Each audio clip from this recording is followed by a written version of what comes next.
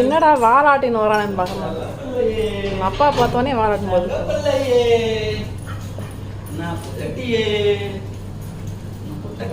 ஜம்முன்னு தானே படுத்திருந்த.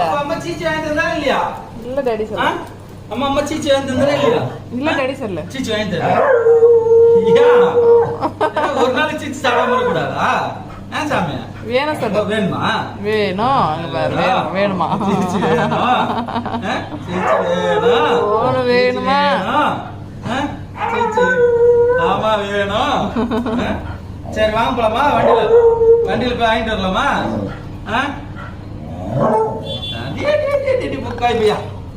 தண்ணி வச்சுக்க. அது ஏமா அப்படி பண்றான்? பேசலாம்ல, பேசினா தண்ணி தாக வராதா? என்ன தாங்கம்மா?